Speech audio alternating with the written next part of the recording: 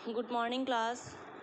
आज हम हिंदी की क्लास में हिंदी क्षितिज काव्य खंड का पाठ ललध्यद पढ़ेंगे। तो कल की हिंदी की क्लास में हमने इस पाठ की 2 वाक्य पढ़ी, ठीक है।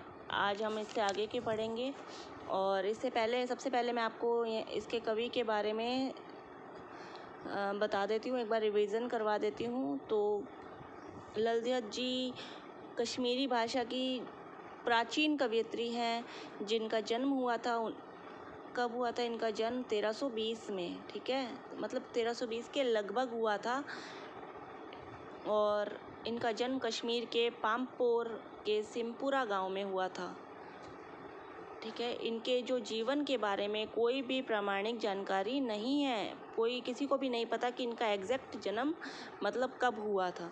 ललध्यद जी का नाम क्या क्या है? लल्लेश्वरी कहा जाता है, लल्लेश्वरी लला और लल योगेश्वरी, ललारिफा, ठीक है। इन सभी नामों से इनको जाना जाता है।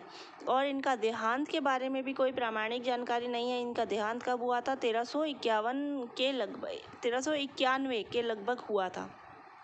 1391 के आसपास इनका देहांत माना जाता है। ललध्यद जी को इनकी जो काव्य शैली है, ठीक है, इनको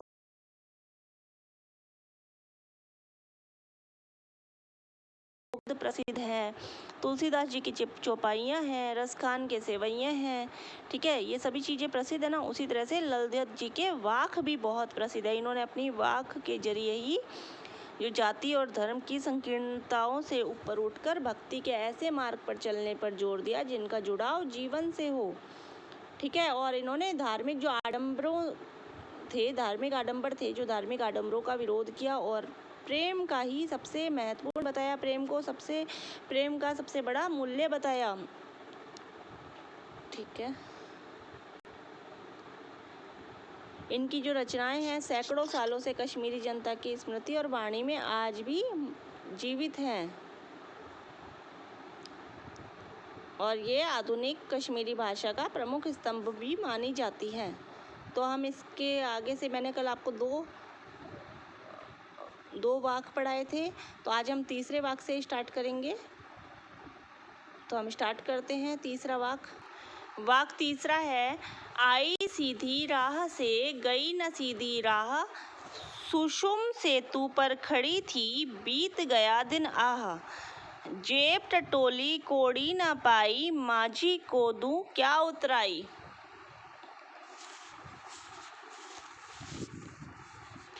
इस भावार्थ में जो इन्होंने ये वाक्य लिखी है, इसमें सुषुम का अर्थ क्या है? सुषुम्ना, जो हमारे शरीर में सुषुम्ना नाम की जो नाड़ी होती है ना, उसे बोलते हैं सुषुम्ना, ठीक है, सुषुम। और सेतु बोला है पुल को, ठीक है, सेतु पुल होता है ना उसको। कोड़ी ना पाना, कोड़ी ना पाई क्या होता है? कुछ लाभ ना होना, सब कुछ गवा देना। और माझी क्या होता है? माझी होता है नाव वाला, भक्त को पार लगाने वाला, नाव वाला, ठीक है। और उतराई का मतलब क्या है? उतराई का मतलब होता है पार उतारने का भाड़ा।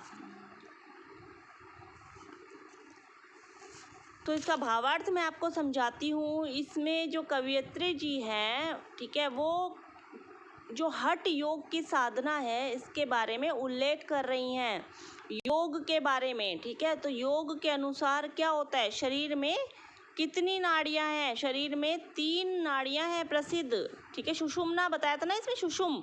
तो 3 नाड़ियां हैं प्रसिद्ध, कौन कौन सी है? एक तो है ईडा, पिंगला और सुषुम्ना, ठीक है। और इन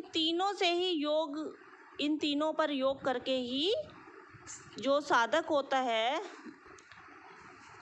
तीनों से ही साधक योग से तीनों नाड़ियों पर ही नियंत्रण करता है। तो यहाँ पर कवयित्री जी क्या कहती हैं? यहाँ पर कवयित्री जी कहती हैं, आई सीधी राह से न गई सीधी राह, सुषुम सेतु पर खड़ी थी बीत गया दिन आह, ठीक है। मतलब ईड़ा पिंगला के सीधे मार्ग से जो सांस प्राप्त हुई, ठीक है, वह सीधी राह से नहीं गई, सीधे रास्ते से नहीं गई। बीच में पिंगला के पुल पर बैठी यह सब देख रही थी। मतलब मैं, ये बोल रहे हैं मैं बीच में पिंगला के पुल पर बैठी सब कुछ देख रही थी।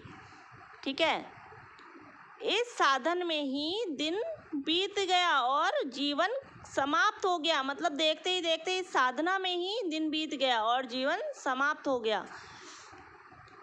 जेब टटोली कोड़ी ना पाई, माझी को दूं क्या उतराई।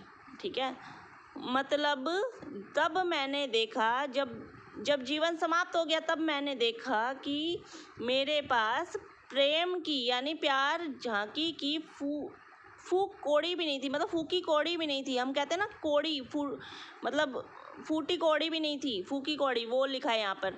जिसके पास प्रेम झांकी की फूक कौड़ी भी नहीं थी, मैं उस गुरु को क्या उतराई दूं। ठीक है, उतराई क्या होता है? उतराई का मतलब होता है पार उतारने का भाड़ा। मतलब मैं उस गुरु को क्या भाड़ा दूं जिसने मुझे मुक्ति का मार्ग दिखाया। मतलब मैं उस गुरु को क्या दूं जिसने मुझे मुक्ति का रास्ता दिखाया। तो यही इस वाक में बताया है। अब है 4th नंबर वाक पढ़ेंगे हम। 4था नंबर वाक है, थल थल में बसता है शिव ही, भेद न कर क्या हिंदू मुसलमान, ज्ञानी है तो स्वयं को जान, वही है साहिब से पहचान। थल थल का मतलब क्या होता है? थल थल में मतलब सब जगह में, सर्वत्र, हर जगह में। ठीक है, हर स्थान पर, हर जगह में।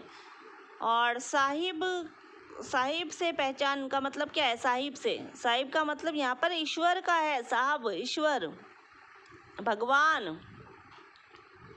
ठीक है, इनको भगवान, साहब, ईश्वर, प्रभु कुछ भी बोल सकते हैं। तो यहाँ पर चौथे का भावार्थ है, देखिए, थल थल में बसता है शिव। मतलब जल हो या थल, जल हो या स्थल, ठीक है, सब जगह एक ही ईश्वर निवास करता है, एक ही भगवान रहता है। भेद न कर क्या हिंदू मुसलमान, मतलब हिंदू मुसलमान को उसमें भेद नहीं करना चाहिए।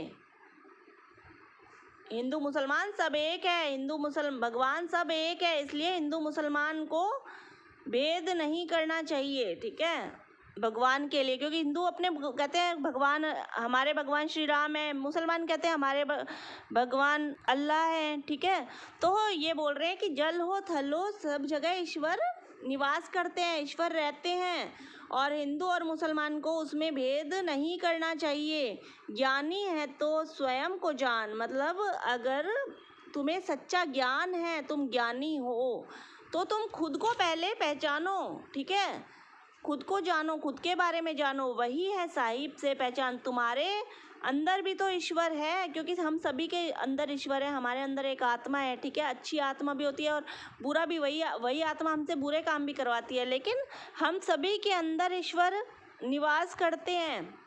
तो ये बोल रही हैं कि पहले तुम्हारे भीतर भी तो ईश्वर निवास करते हैं, तुम उसे जानो, उसे पहले पहचानो। भेद मत करो, जो हिंदू मुसलमान का भेद नहीं करना चाहिए। ईश्वर सब एक है, ईश्वर अलग अलग नहीं है, बस रूप अलग अलग है। तो इन्होंने उसी के बारे में यहाँ पर समझाया है।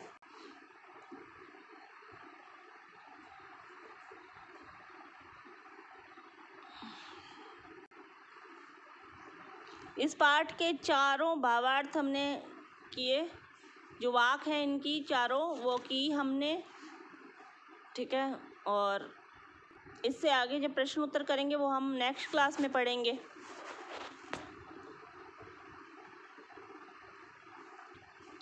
Yes ma'am. इसके सभी भावार्थ, इसके जो वाक हैं वो सभी बहुत अच्छे हैं, उनके भावार्थ बहुत अच्छे हैं। तो आप लोग इन्हें पढ़ के देखिएगा और समझिएगा, समझने की कोशिश कीजिएगा। कोई भी प्रॉब्लम आती है तो मुझे पूछिएगा। ठीक है, मैं आपको समझाऊंगी। और आज हम इतना ही पढ़ेंगे, इससे आगे का हम नेक्स्ट क्लास में पढ़ेंगे। और आज क्लास यहीं ऑफ करती हूँ।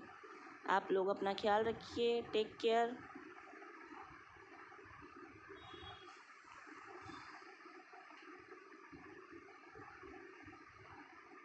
बाय।